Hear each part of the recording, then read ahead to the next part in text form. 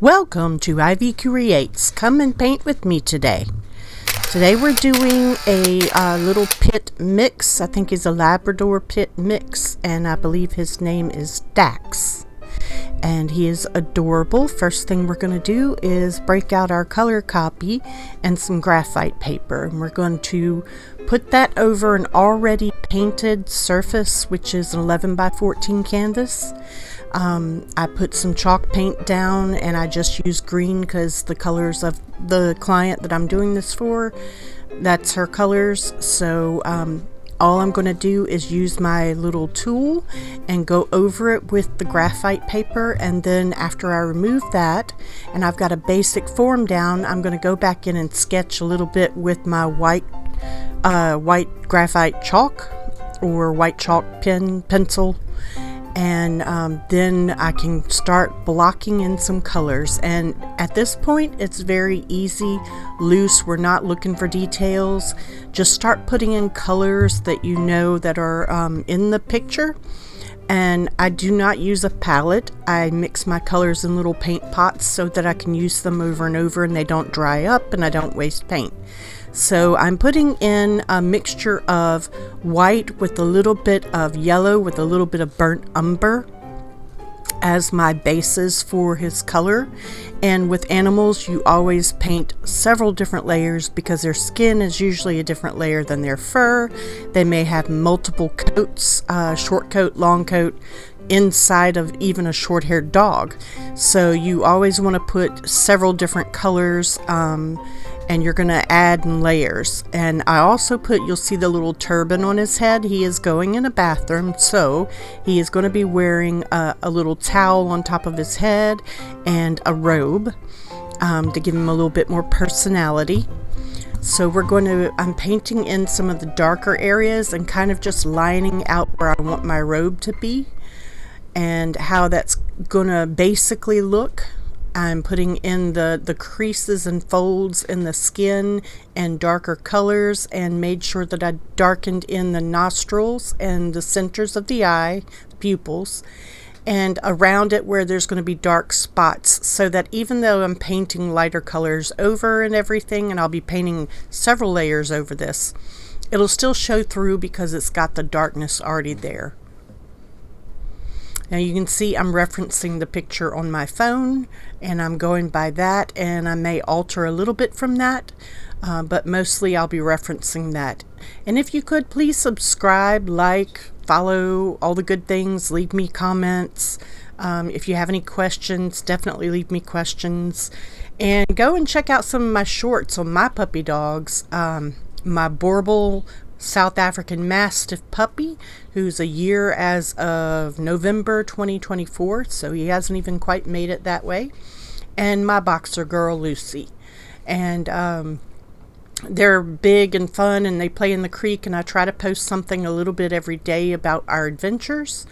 So now I'm adding in a little bit more yellow to the skin, and it's a very creamy yellow, not a bright yellow. This is an ochre and white mixed together with a little bit of the burnt umber, so that you've got I just add a little bit more yellow each time for the fur because it's got a little blonde tone to it. And you'll see me several times. I'll go through and I'll lighten, and then I'll decide to go back and darken again and then lighten again until I get it just right to where I want it to be. I might have a little at this point, really, we're not adding a huge amount of detail. We're just putting in color. And you'll see me do this on and off until I get it. You may have a line that's too wide or a line that's not wide enough, and so you go back and you add it in or take it out as needed. And you'll see I put a little light spot on the nose. That is actually a birthmark that was a heart shape, and this was a special request. Even though the puppy grew up without the birthmark, when they first had the puppy, they had a little heart on their nose. So I'm adding in a few other things right now. I'm putting in some arms and a nail file, and I just used my little PAWsome ruler, which is a snap ruler that you have for kids, and it makes a perfect nail file. As you can see, it's got the perfect shape and everything. So now I'm whitening in the arms of my robe and the little arms of the puppy dog. And this is just to get a base coat down so I can see what I'm doing. It doesn't have to be exact at this point. We're just putting in the color.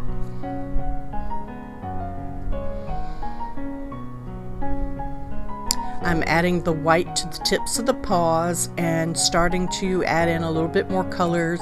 And you'll see it's loose at first. It's very what artists call loose until you get closer to the end, and it's like everything kind of wraps itself up in the details right at the end. Please leave me comments below. Tell me what you think. If you have any questions, these are very short versions. If you would like longer versions, I would like to know. I would like to know anything that you have thoughts-wise on this or anything else that I've done on my channel. Please visit Ivycreates and Ivycreates.com and leave us a comment and let us know what you think.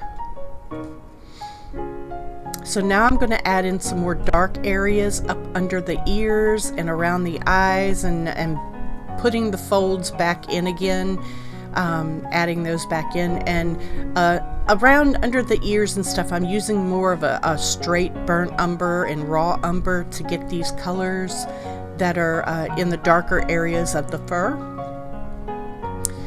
And I use different levels. Sometimes I'll use, I start out kind of thin with my paint a lot of times, and you might see me from time to time blow it dry with my heat gun, and I do that rather quickly because I like to work fast. So I use acrylics, and I'm a multimedia artist, so I also use my different art pens that I have to get in the little tiny details and try to add those things back and forth as I go.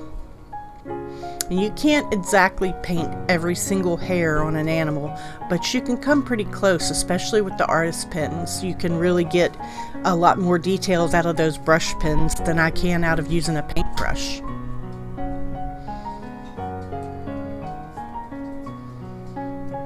As I'm recording this, my boy Clyde, the Borbal South African Mastiff, is scraping on the door trying to get in here because he wants to be right with me all the time. But he is so nosy, he gets up into everything. Now the client I'm doing this for said this puppy dog does not sit still much. So I work with the pictures that I can work with, and I did on the other puppy as well. She did a puppy named Dudley, and that was the Bubbles puppy. And that one is not even as old as this one here. So it's still very much a puppy. Although I have a tendency to call all dogs puppies. It's just a thing. I don't know. Even old dogs are puppies to me. So you can see that I'm using my pens now to cover in more details, and I'm using short, quick strokes to give the short-haired animal, you know, more definition and more depth into their fur. And I'll use many different colors, and so you'll see me go in and add those as I'm going along, and then I'll go back over it a lot of times, and I have a number of different things. I have acrylic markers, I have India ink markers, I have paint pens, I have India ink pens, and don't forget to subscribe, like, follow, all the good stuff like that. But one of my favorites you see I'm using right now is the Faber-Castell pens. It's a brush pen, and it does really well with creating fur and definition in the fur.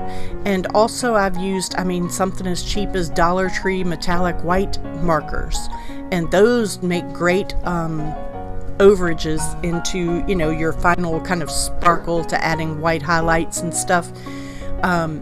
With the Faber-Castells, they're more translucent, so you can actually layer colors instead of having it real opaque. So I use opaque and translucent markers together, and I'll do them over and over to add more layers and more depth. You can see I'm just drying it off a little bit, making sure that marker is good and dry before I go to my next step.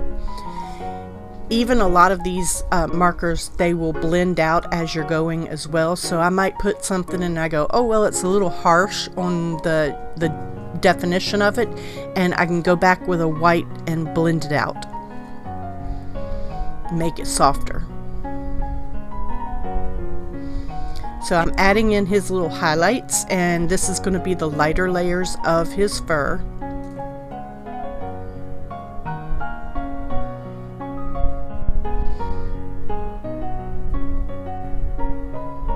As I'm recording the voiceover, I just noticed that piece of paper up in the corner. Goodness, got to get that out.